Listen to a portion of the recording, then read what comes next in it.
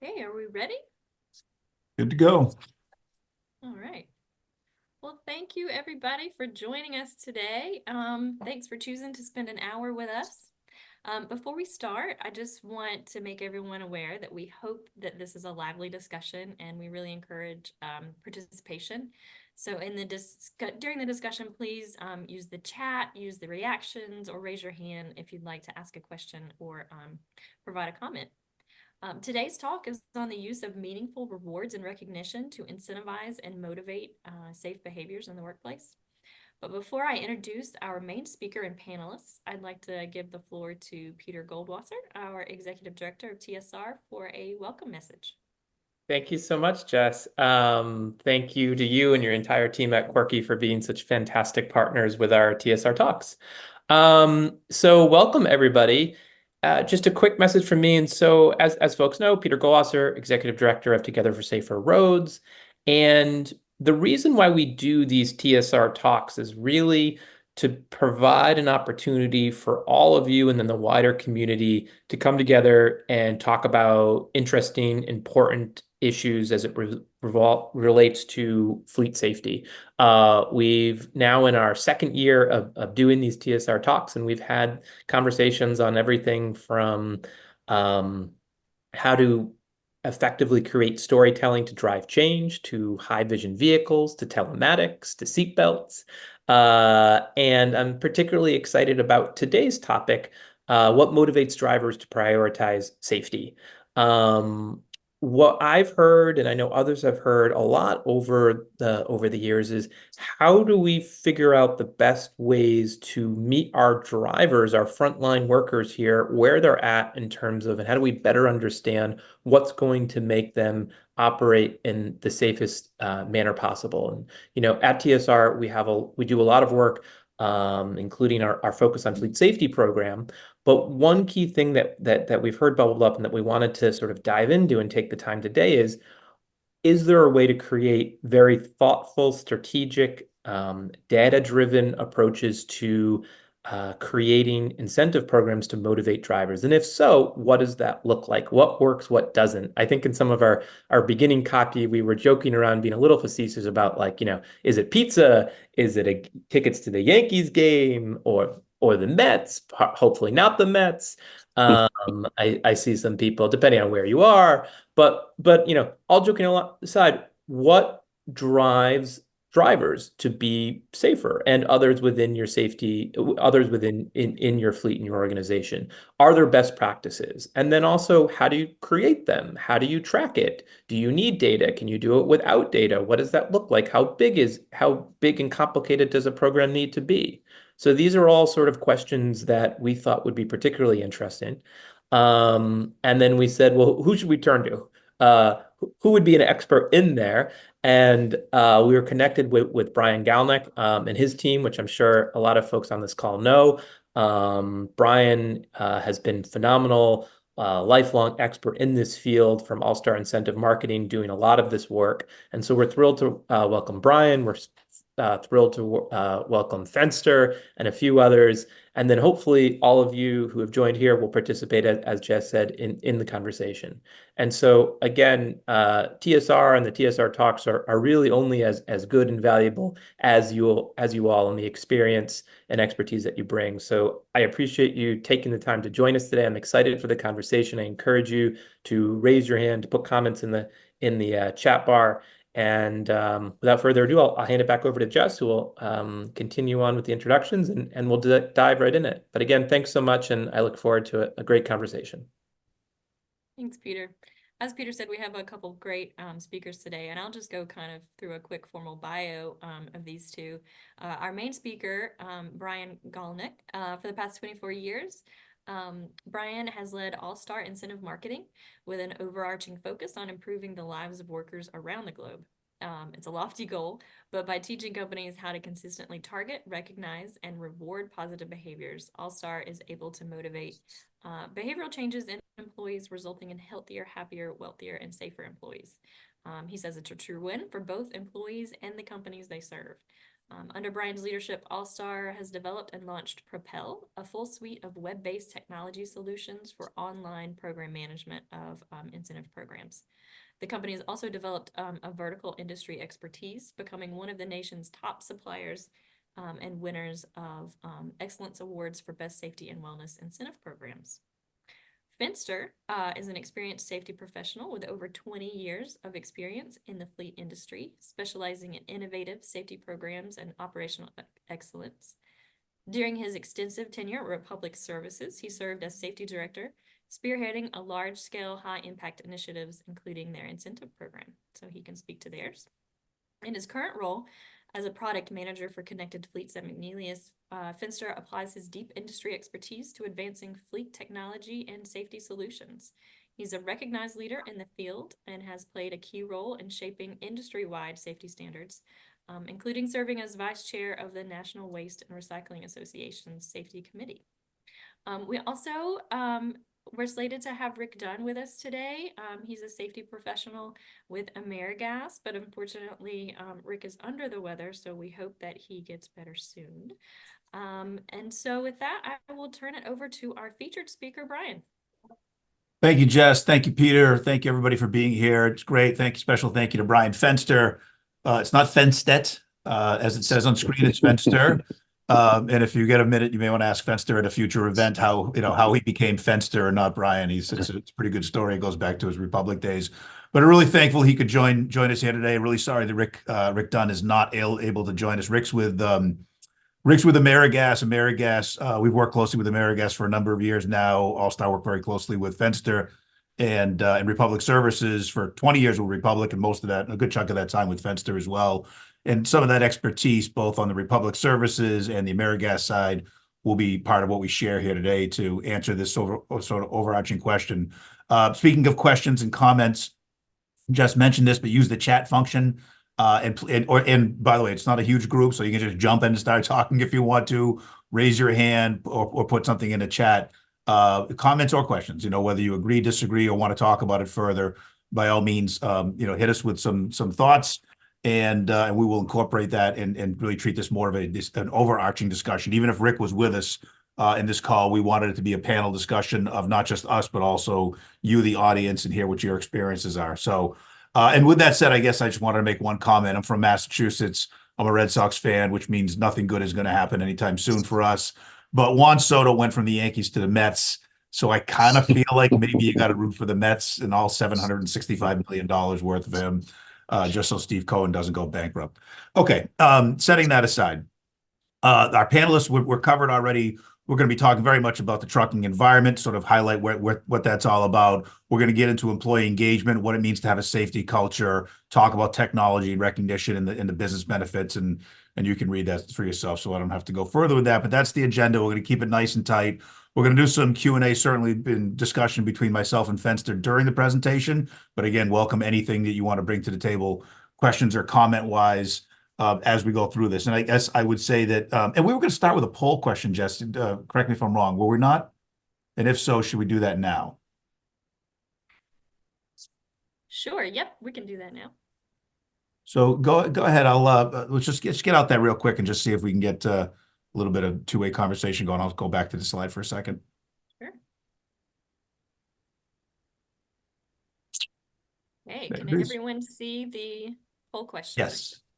Okay. Is your organization currently using an employee recognition program? Yes, no, or no, I'm thinking about starting one though. And Jess, you'll see the answers. I won't, right? So just let me know when you feel like it's at least I think that's true, and let me know when we're ready to move on.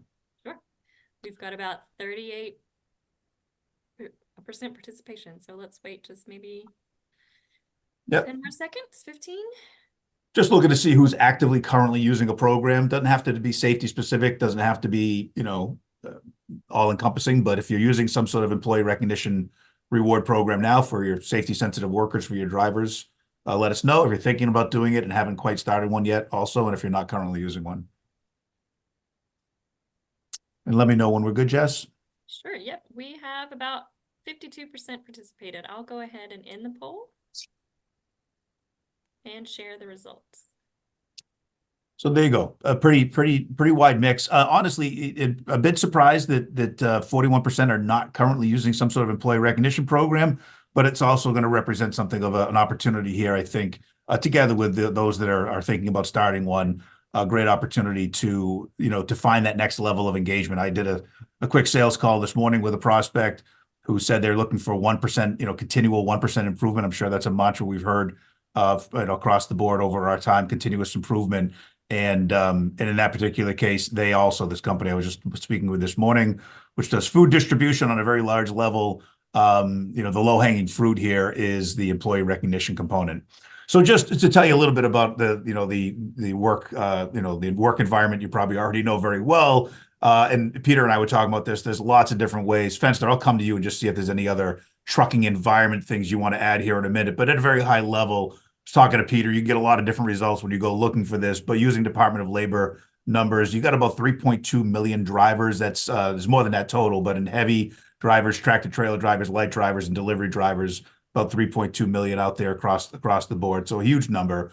Demographics is still largely male, but there's a growing female population, but still 91% male. Average age is 47. The rebounding freight volume piece of it is because I think we've all saw the COVID swale and swoon, and now we're truly in a bit of a new era here post-COVID, where freight volumes are coming back up again. And this last mile of delivery is just such a big thing, right? Because so many people are getting their groceries and their goods and everything delivered to them, and that last mile of delivery is the most expensive mile, and one that multiple companies, Amazon included, UPS and others, are trying to get as right as they can. Rapid addition of technology. Fenster holds a really interesting position here, having spent a lot of time at Republic and now being with McNeilius, and he can speak to this as well. But companies are now able to gather data on a much, much greater level, whether they're using telematics devices or not. Lots of different ways to gather big data. And then, of course, the question is, how do you use it? Still a shortage of skilled drivers. And even if there are enough drivers out there, everybody wants the good ones, the best ones. And when you get the good ones, the last thing you want to do is lose them. So that's part of the environment for sure.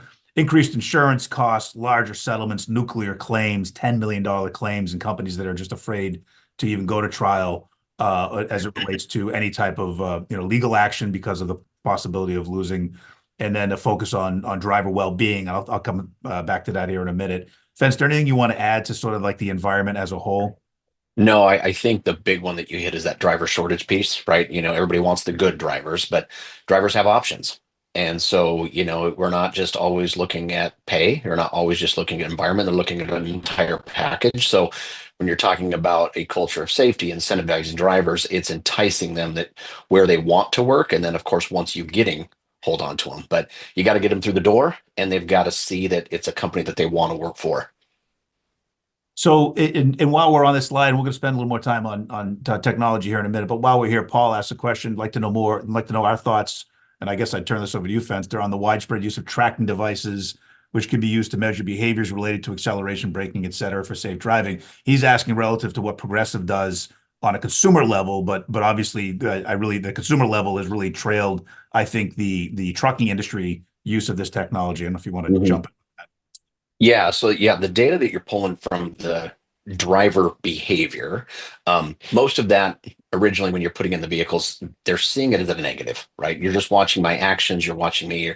You're using that to identify things that I'm doing wrong, and then either going to coach me or terminate based on actions. And really, we're looking at the data aspect of all of that pulling forward is if you've got 100 drivers, you might have 3 or 4 that have those bad habits, and you want to coach them and get them up to that level. But you've also got a pile of those drivers that are doing the right thing every single day and using that data to acknowledge that I haven't got an alert, I haven't got a notification, there's nothing that's come through for you in X amount of time, and acknowledging those safe behaviors so the data can be used in both ways. And sadly, most of them are using it in the opposite way, and that's what concerns drivers the most is what are you tracking and what are you going to do with it.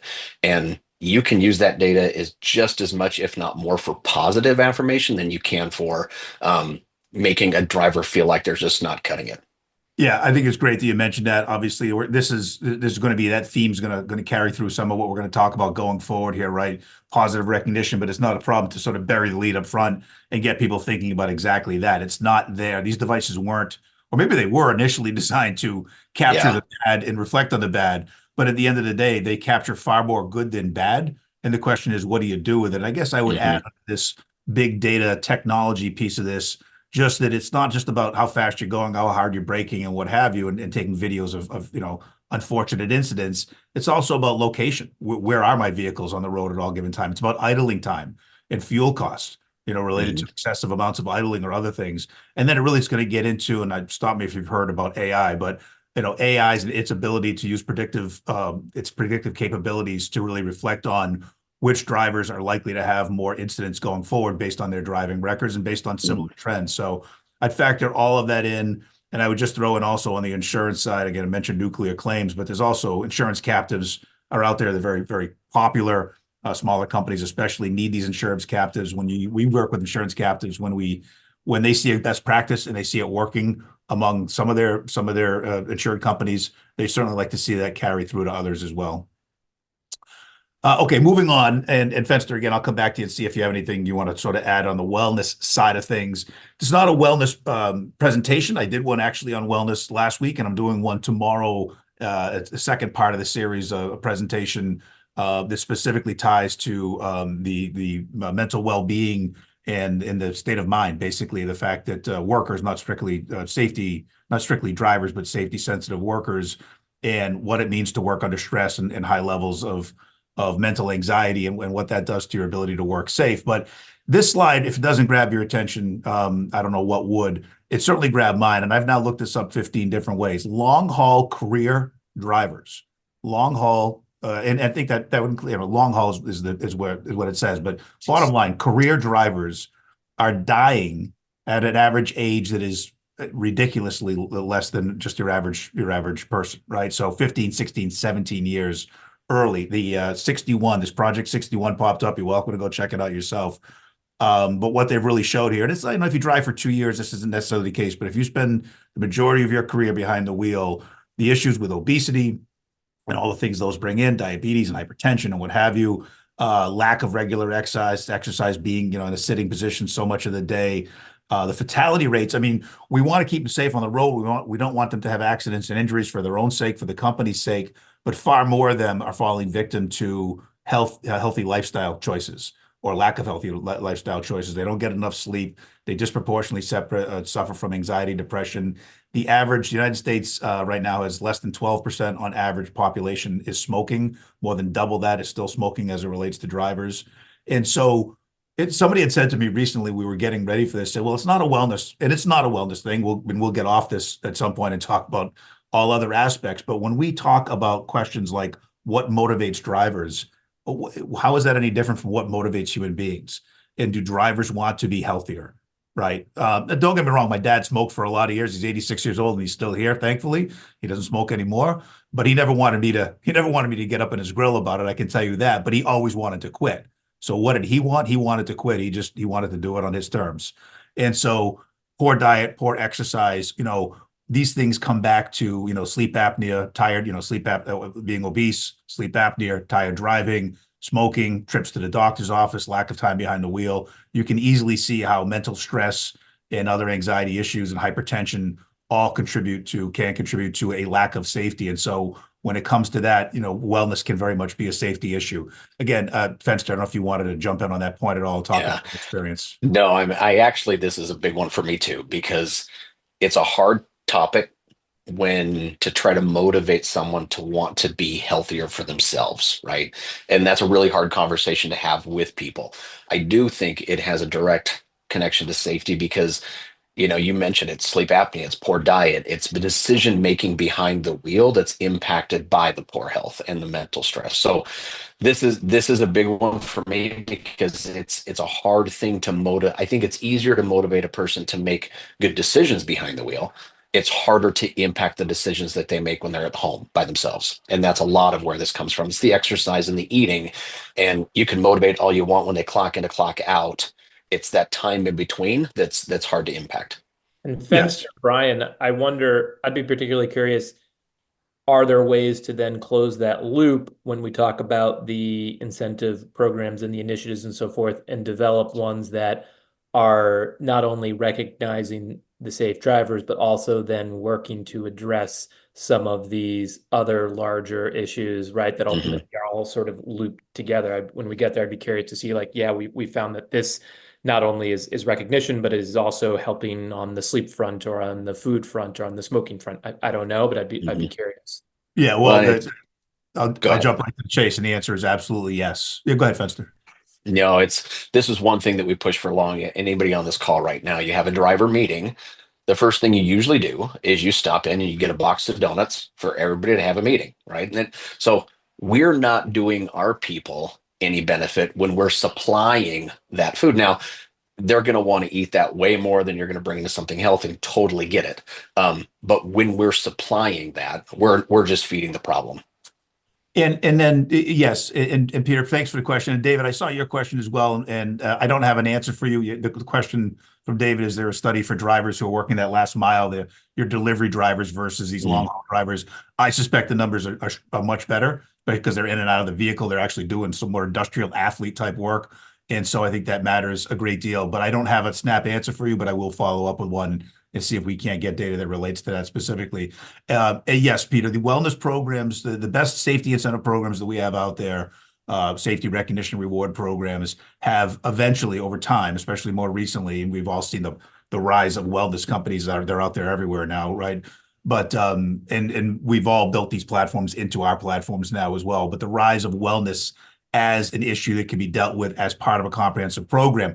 We always had stretching, even for anything safety related, we always had stretching and hydration and things like this. I can go back far enough. Republic Services at one point hired a former NFL player to come in as a pilot program and really get these guys into the fitness, area, and we're working out and what have you. It was working great, but it's like anything else. When he took the light off of it, sort of Mhm. the effort sort of went away. And the question is how do I make it more sustainable? And we'll come back to that as well.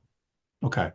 So, all right. So as a foundational beginning of why, what matters and what motivates drivers, right? Well, again, what motivates people and how motivated are my people to begin with, right? So this is really where I guess I'd start with say, okay, well, motivation really matters. I want engaged workers. Engaged workers are more likely to follow safety procedures, more likely to do something healthy, more likely to attend meetings, go above and beyond for safety, mentor new employees, become behind the wheel instructors, all the things you can extrapolate from that what a more engaged worker is likely to do. And so what are we looking at here? Well, on average, this is what the State of the American Workplace by Gallup study has shown, and this has been repeated by other companies. Gallup is the most common one cited. It's been going on for decades. It is now surveyed, I don't even know, tens of thousands, hundreds of thousands of workers over those years.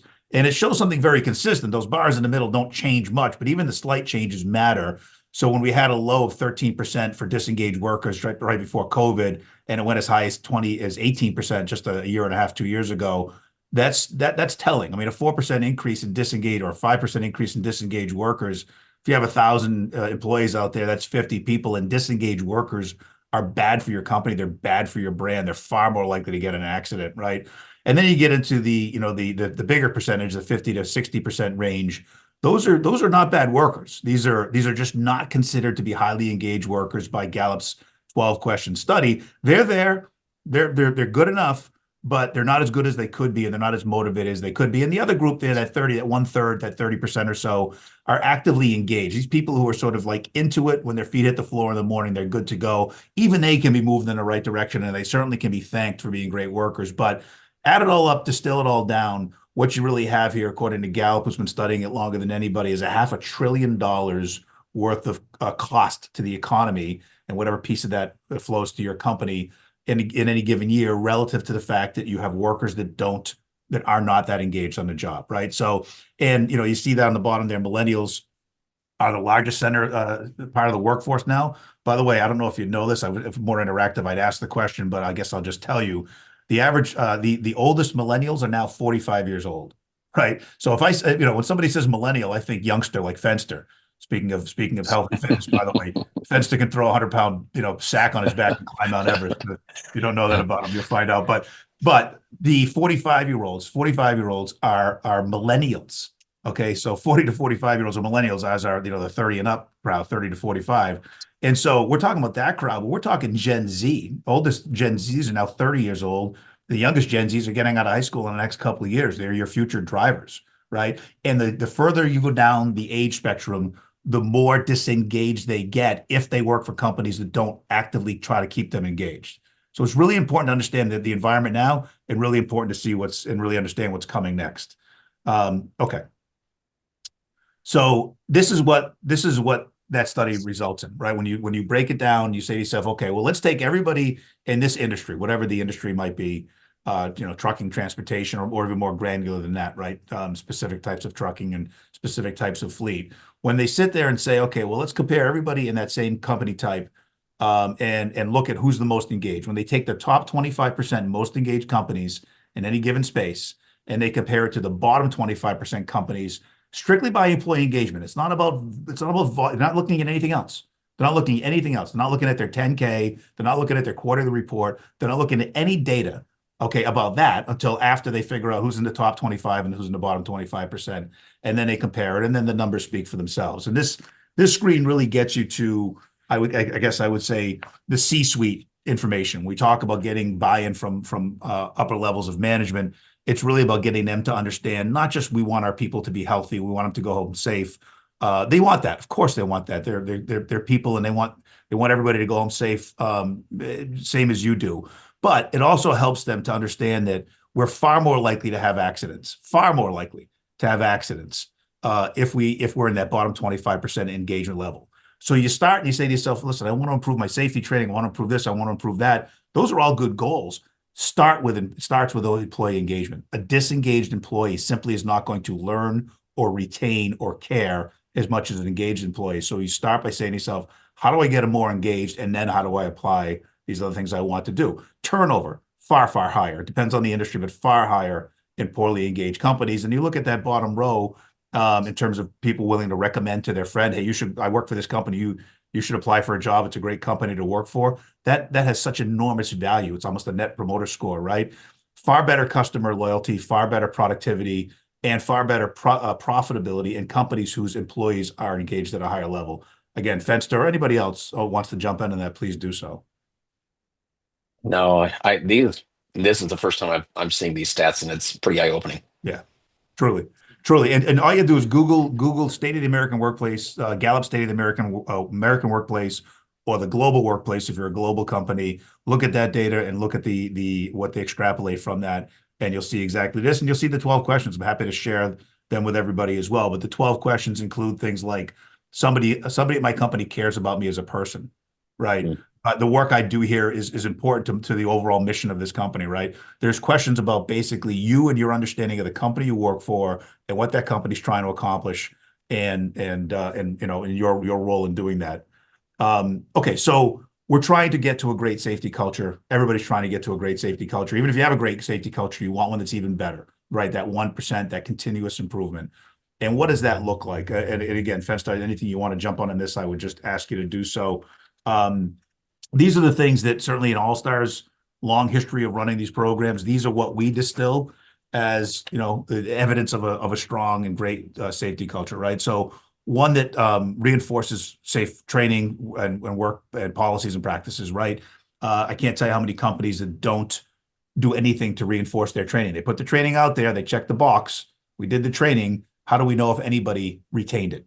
And there's obvious ways. And there are ways to do so within a recognition program, and there are ways to do so in that recognition program that makes people feel better about the fact that you're paying attention to their efforts, right? So, if you sat them in front of a computer screen and said, "There's the training platform," let me know when you're done. You've missed a huge opportunity to not just make the training more retainable, more understandable, and make them retain it, but to have an opportunity to truly get them to feel good about the fact that the company is engaging with them as an employee and not treating them like a number.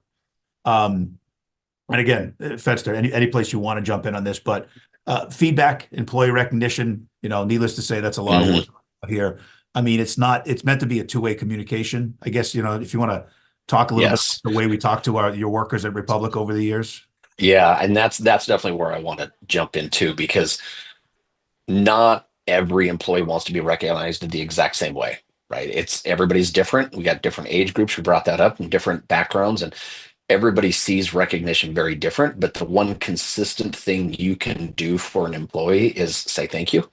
And really, it doesn't take a lot of effort to do that on a consistent basis. And you can have all the greatest programs in the world, but if you cannot communicate it and you're not truly passionate and earnest when you say thank you for the efforts that they're putting in there, it's going to fall short, right? So it's on that leader that's going to step in there and have those conversations and shake those hands and let those people know what their effort they're putting into it is actually appreciated, is when you start to get a culture of safety. When it's not just, and you've heard it probably in a lot of companies too, is safety was important this month, and then next month it's not as important, right? There's another initiative that took safety, took over for safety, and it went to the back burner. If you want to create a good culture of safety and good recognition, it has to be consistent, and it cannot hit the back burner for any reason. And so once they see that consistency, that safety message is going to be out there all the time, and you're going to be consistent with recognition, that's when it's going to start making a difference. Yeah, absolutely. Peter, did you want to jump in on any of that? Didn't want to. Okay, gotcha. I just want to hit on a couple little words that Fenster said, because they're on screen there, and I'm not going to read you these bullets because you can read certainly, but he hit on communication, right? And we always consider this two-way communication. You think about communication, it's very often you think about the mothership telling the worker bees, how it's going to be. And of course, you're a company, you run a company, you certainly have to have communication flow from top to top down, or from the as I said, sort of like the central entity to all the managers and workers and what have you. Clearly that has to happen. But if you don't have communication going back the other way, you're missing a huge opportunity. Mhm. And that's what I would say to you when it comes to these engagement, these recognition programs, surveys, quizzes, built-in badges, built-in opportunities for them to join committees and be recognized for joining committees, for mentoring new employees. These types of things get that second layer of communication flowing back in the other direction, and people need to be heard. When we do, let's just say, safety surveys, we do very targeted, specific safety surveys, and a lot of those are multiple choice, easy to answer questions, but there's always open-ended text boxes that say things like, what additional training or PPE would make you safer on the job? We just did one with Caterpillar, had hundreds and hundreds of responses, and most people typed in something meaningful. Some people said, oh, everything's great or whatever. Most people went in there and in some cases typed in sentences. If you took the time to type in sentences of what additional training or PPE would make you safer on the job, the person who reads it might think to themselves, we already have that training. Well, that's not the point. The point is there's a worker who's just telling you that they'd feel they could improve safety on the job if they had better training there. Maybe the training exists and they don't know. Maybe they did it 2 years ago and forgot it. But it's still telling, and especially if you get 10 responses like that. We're doing a program for the World Trade Center. I'm sorry. Well, we did one for the World Trade Center reconstruction site. This one is also for the Port Authority of New York and New Jersey, and it's specifically for the JFK airport rebuild.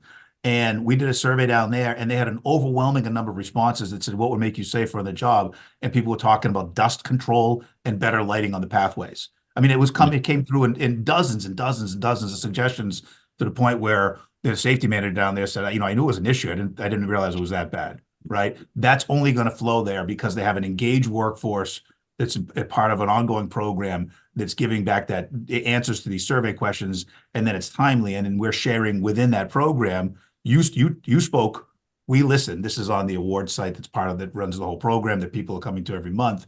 You spoke, we listened. Here's what we're going to do about it. And you can imagine how important that is to a worker on the site that didn't think that their voice just went into some vacuum someplace and never got listened to.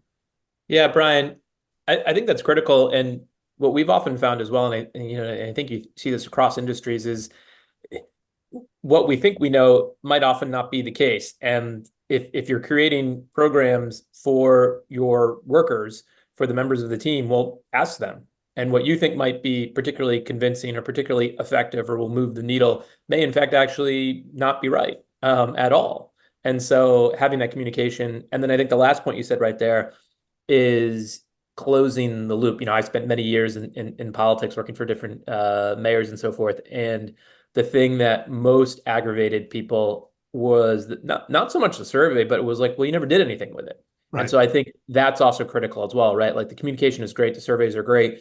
And then you sure as hell better do something on it and report back and say, well, we heard you, this is what we're doing. Or even if we're not going to do anything, and then explain why, or we're going to do something different. But closing that feedback loop, I think, is just as critical as eliciting the information in the first place. It's critical and it's risky if you don't do it. I mean, you mentioned politics, you go back, go all the way back to James Carville, it's the economy, stupid, right? I mean, if you're listening properly, you better not be focused on what you think the issue is, as much as what your audience is telling you the issue is. And when it comes to your workers in a safety sensitive environment, that is just really, really crucial. I mentioned Caterpillar, that we had a great case study on that, great case study on AmeriGas as well. Again, unfortunately, Rick couldn't join us here, but I can tell you that AmeriGas, in the recognition rewards program we do with AmeriGas, there is a monthly quiz, as there is in many of our programs. Every single month there's training. The following month there's a 5-question quiz. Get all 5 questions right, you get rewarded with some points. The points obviously accrete to prizes eventually. You don't have to take the quiz. The quizzes were voluntary before we started running the program, and they're still voluntary now. Before we ran the program, they'd have 15 to 20% of their workforce would answer the quiz. Now they're over 80%. 80 to 85% of everybody takes the quiz every single month and has now for years. You tell me whether or not that's likely to make a company safer, right? So it's that type of engagement level. Obviously, the reward component adds buzz, but you're talking about less than 1% of pay in a rewards program is what it takes to move the needle. And, if you do a cost of living increase of 3% every year, you realize, that that's a relatively small amount of money if it gets you the results you're looking for. All right, want to move on, obviously, because we don't want to run out of time here without getting through the end of this and getting some Q&A. I'm sorry if I've missed any, and Jess, if I have, you're welcome to just jump in and tell me what they are. Want to jump over to telematics a little bit. It is, big or small, these devices are available to companies out there now, and they're becoming only more increasingly becoming a standard part of what's needed, to really try to keep your workforce safe and what have you. And again, Fenster can speak to this certainly from his new role, not to mention his old role. And I'll ask you to do that here in a minute, Fenster. But that first stat on the far left comes from the Motives and the Lytics and the Samsaras and everybody else that we work with directly out there, where we're getting their data directly to help us work with our clients in rewarding drivers for being safe on the job. But if I look at what all of the telematics ELD companies put out there for data, some will tell you 20, 25%, some will tell you 50% or more change and reduction in claims after putting these devices in vehicles or getting vehicles that have these devices, right? So sort of that average number is about 34% of what these, and when I say they claim, I don't doubt I've seen for myself that they're absolutely right, that they get this huge drop in claims when they start putting these devices in vehicles. It just has it has a very positive effect. It can have a negative effect on perceptions with drivers. We know that. And there's a way to tamp that down, but a very positive effect on how well people drive when they're more aware of the fact that it's being monitored, right? Similarly, we had about a 37% drop in claims when we launched, we and the industry as a whole, not strictly what we do, but the industry as a whole that provides these recognition reward programs. If you hold everything else the same and just say, well, okay, the only thing that changed from last year to this year is we started recognizing and rewarding our drivers for doing it right. We get on average about a 37% drop in claims. I mentioned that Caterpillar case study. They actually had something approaching 50% drop in claims in year one. No accident hiding, no injury hiding. I'll come back to that as well. All done on individual basis. Your individual behavior, action, reaction. You're safe on the job as an individual. You get rewarded, recognized and rewarded for your behavior. We communicate group goals. We only reward individual behaviors and what have you. But anyway, the point is that you get a 37% drop when you run, on average, a recognition program relative to otherwise normal operating operations.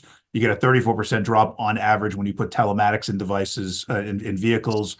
You get a multiplying effect when you do both, but a very, very small percentage of fleets using telematics devices are using a properly built safety recognition reward program, right? And the data collected by those devices, and not just those devices, data you have in general. You certainly know how many miles somebody's driven and what have you, but the data collected by those devices is enormously powerful in rewarding those that are getting it right. You're gonna take the people, the driver with a really high lytic score, and you're gonna coach them. Maybe you're gonna let them go if you have to, if they consistently do it. You're gonna do those things to bring attention to poor driving habits of your bad drivers or those that have had bad months. The question is, what about recognizing and rewarding those that are getting it right? What about recognizing and rewarding the coaches along the way? And that's where we say, that's where you get a multiplying effect in a positive way. Again, Fenster's taking a job with a company that does this, puts these devices in your vehicles. So take it from there. Yeah. So, one thing, not all data is good data, right? Just because you have it, it's great to have, but if you're not doing anything with it, it's kind of useless. So, to Brian's point, if you start looking at what data you're pulling in and how are you actually going to do it, it's not just driver behavior. Technology also provides drivers a better opportunity to make better decisions too. So it's not just a combination of telematics and harsh braking and distracted driving. It's technology put into a truck can actually help a driver make better decisions, reducing those claims. And it actually encourages drivers when they see that a company is making an investment in that, right? When they see a company not just putting telematics in there to track my behaviors, but I'm trying to put this in there so that you have better tools to be safer drivers, it gives them motivation too. And this is getting across the board. Everybody wants telematics inside their truck, so you're not going to get away from it. It's now taking what you're collecting, and to your point, Brian, recognizing those drivers that are doing the right thing. And yeah, you got to coach the ones that need to, but that top 10% of drivers go out every single day and don't get alerts because they are doing the right thing. And those are the folks that you want to put on the pedestal a little bit. For one, acknowledge them, and then you know what, those are the ones that you want to ask, what do you do every day to make those better decisions? You're not doing anything different each day, but how can we take that knowledge and coach the rest of those folks? Yeah, and just to build off that for one more second, because it's really, really important. It's not to Fenster's point. It's not just, and Eric put in something, said, too much data is just noise. Absolutely. If you first of all, it can be noise. It can be useless if you don't know which drivers are in trucks.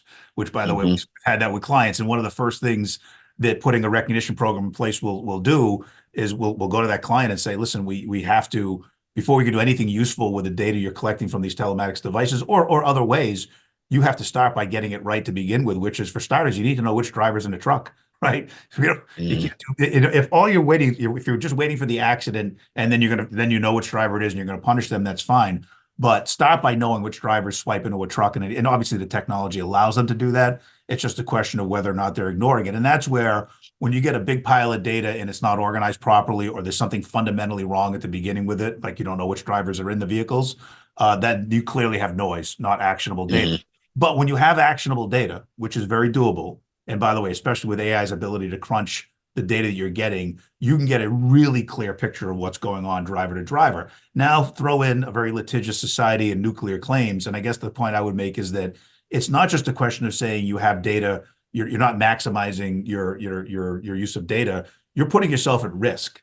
If you're collecting a ton of data, and Fenster, I know you've seen this, if you're collecting a ton of data that's telling you that these drivers, maybe they're not having accidents, but they're clearly not driving safely, and you're not coaching them up, and you're not rewarding the coaches for doing the coaching in a timely manner, that a prosecuting attorney will have a field day with that, right? If you're not actually using the data in the way in which it can be used to drive continuous improvement.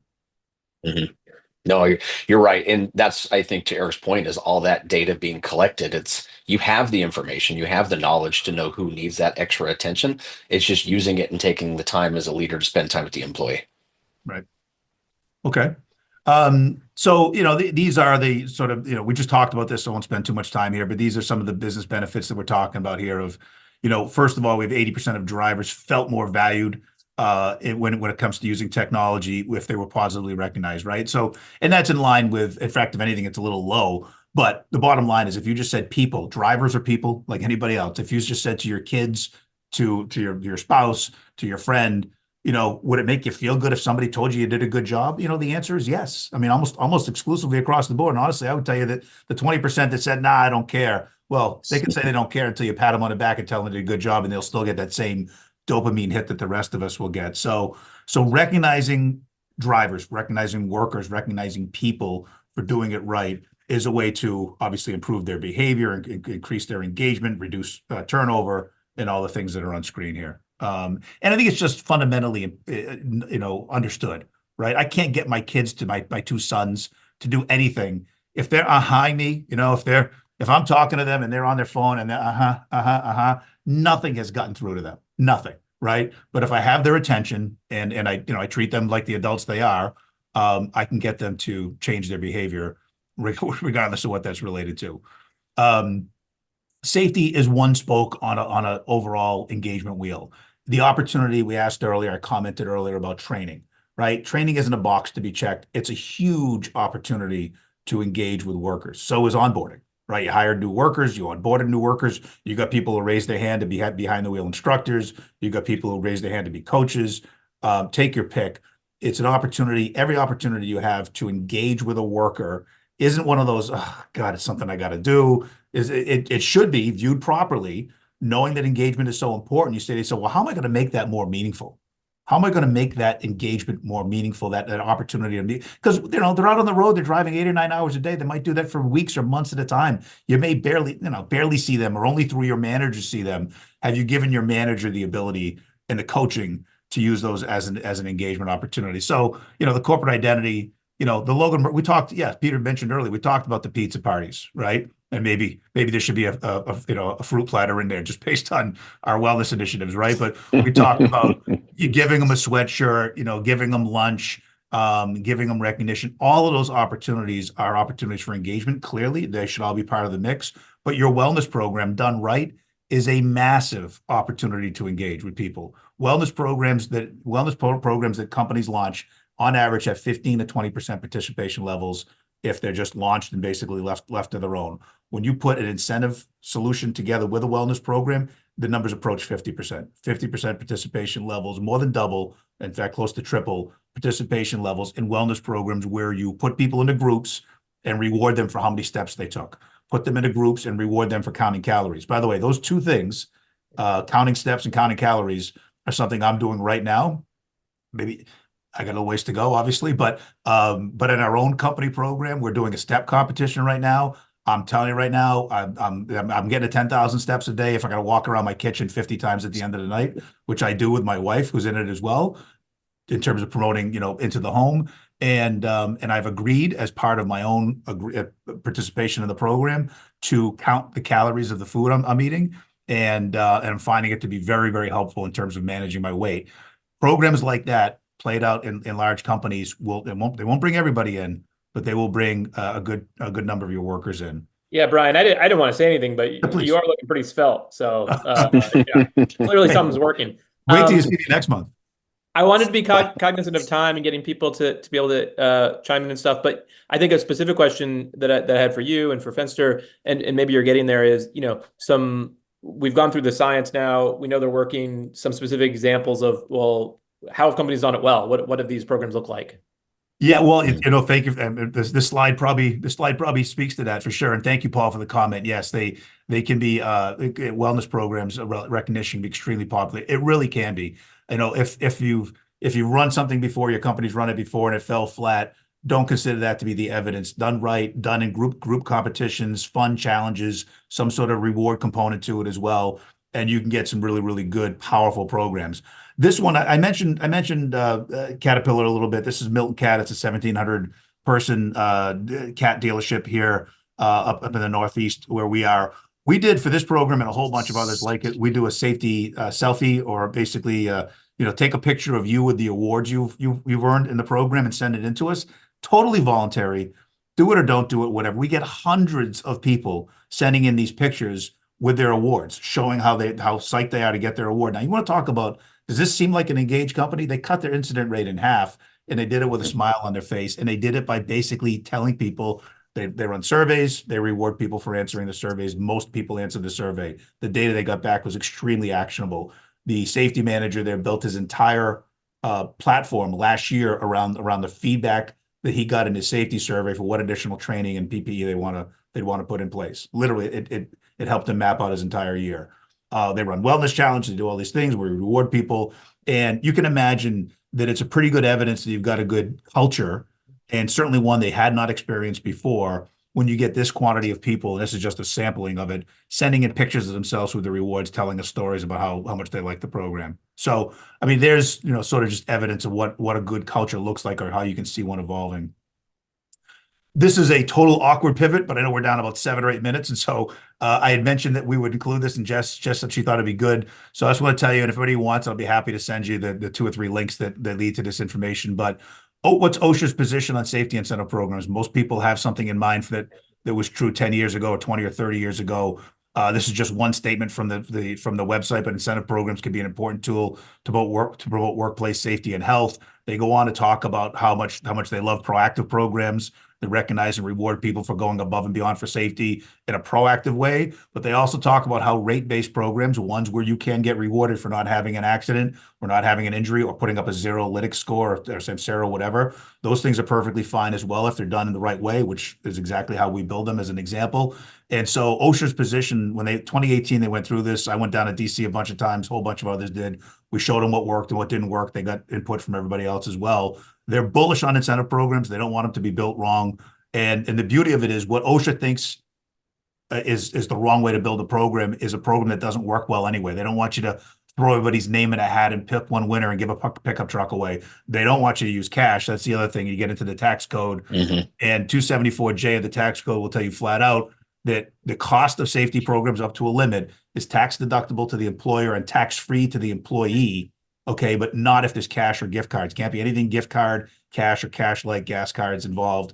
But as long as it's tangible experiential awards, you can they encourage you to do it, and it has the tax benefits as well. So just a couple of notes on that. Happy to send anybody who wants to just message after, and we'll go ahead and push out sort of the links to this information and the sort of the summary documents that cover it as well. And Brian, could I throw something in on that Please. last line there, that awards? Because that was a big thing, at Republic, the tangible item. And the whole basis around the program that we had in place was if they spent their earned rewards on an item and they built up for that item's going to probably stick around the house for a little while. They're going to use it camping. They're going to every time they go to use that item, they're going to remember what they did to earn that, compared to a cash or gift card. And we looked at it in this way: was cash and money in their pocket could turn into beer and gas money, right? It's gone instantly. And yeah, they benefit. For everybody wants cash, let's be honest, right? But that tangible item lives way beyond the initial reward.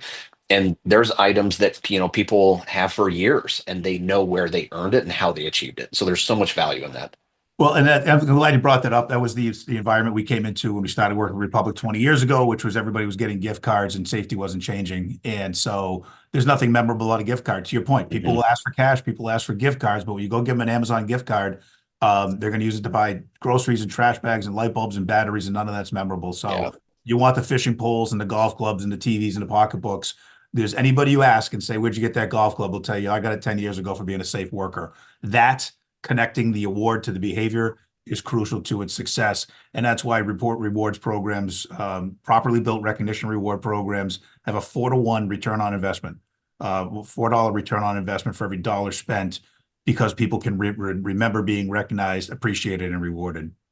So this is sort of the closing slide, if you will. And I know we're down to 5 minutes, so I won't, rather than go through, we just went through all this, right? Getting manager support and using tangible rewards and what have you. We just hit it all. So it's there on the deck. You're welcome to have the deck. But I guess I'll ask Jess if you have any questions, or if there are any questions you think we should get to before we close.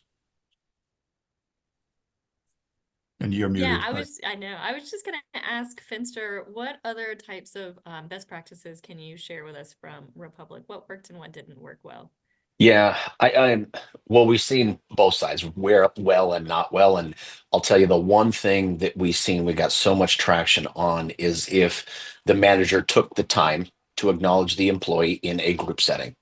Like, as they're having a safety meeting, they're doing something. It didn't need to be some widespread celebration, cake and cookies, fruit and vegetables. It didn't need to be anything like that. It just needed to be, I just want to thank this employee for going the last 30 days safe.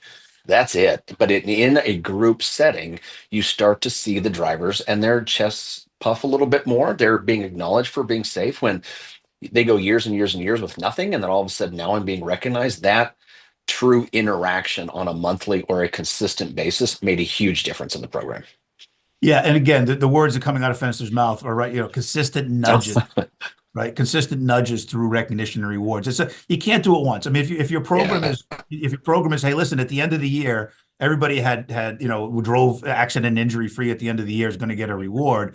It's okay to have a yearly component to your program, but if that's your whole program, then for 355 out of 365 days, nobody's thinking about it. At the very end, they're like, oh, I wonder if I'll get the reward, and that's it.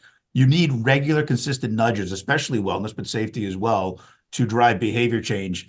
And the part about face-to-face recognition, Fester just hit on as well. I didn't mention that earlier, but where you can do it, it's not always easy to do. Certainly not easy to do with long haul truckers, but where you can get face-to-face recognition, even if it's just periodically as part of the program, we know how powerful that is. People recognize in front of their peers.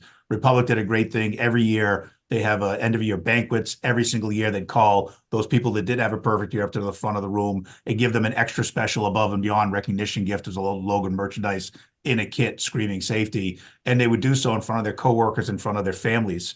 And you'd see people taking pictures and what have you. And it's, you can tell it's a powerful element. You want to walk across that stage at the end of the year as part of a comprehensive program. So Jesse, thank you for the question. Fenster, I know we're just about out of time. I don't know if there's any other questions, but anything else you want to add as a kind of a closing thought? No, I think it go back to that initial question that we asked, and the 40% that don't have a program are thinking about not putting one in. I would try to get that 40% switched over to think about coming up with something. It doesn't have to be elaborate. It doesn't have to spend a lot of money, but just a simple some type of program, and then keep it fresh. You can't just have one program and let the thing run for eternity. You have to be creative with your program and change it up every while. Keep it fresh. Keep people guessing. But it can't just be a one and done. Yeah, there's a poll, and thank you for both those points. Really good. There's a poll question that Jess just put up there as well, and interested to see if people found some take-home value from what they heard today. So please give it a quick answer if you would. But it's a great point. Two great points, really. One is it's not set it and forget it. Obviously, when you build these programs, and I know it's self-serving. That's what we do. We're not here to be self-serving, but if you can do it all internally, great.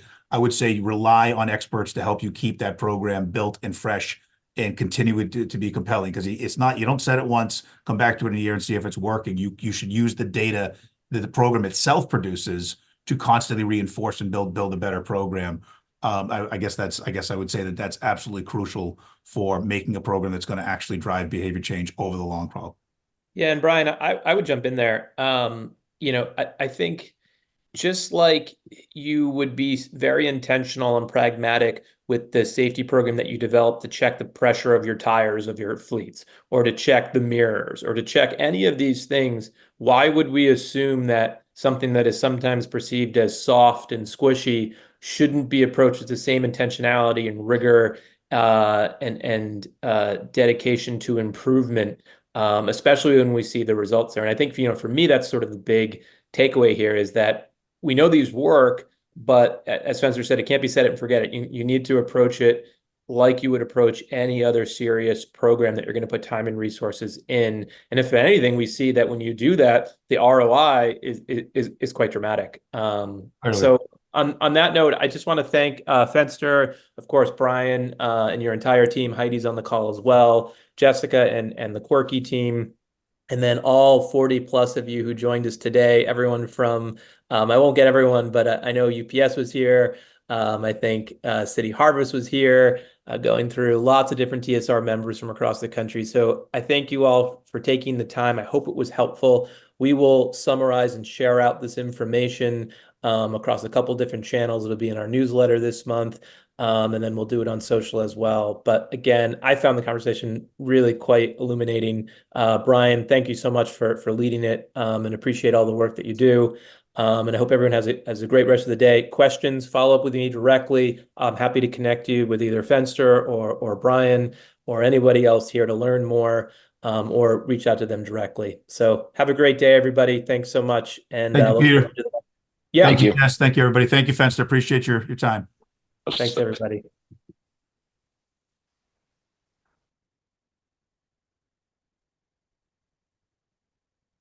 Jess, we good? Anything you want to hang on for? We're good. No, I was just hanging on for the last little comments to see if anybody had questions, but we're good. Thank you so much, Bryan. You did an excellent job. Oh, thank you. I appreciate that. And you have the deck, so certainly welcome to share it with anybody that wants it if they want it. And if anybody asks after the fact, ask for some of the information I referenced that we weren't automatically sending, we're happy to send that, of course, as well. Yeah, that sounds great. I will share it along. Thanks All so right. much, Bryan. Excellent. Thanks again. Right. Bye-bye. Bye.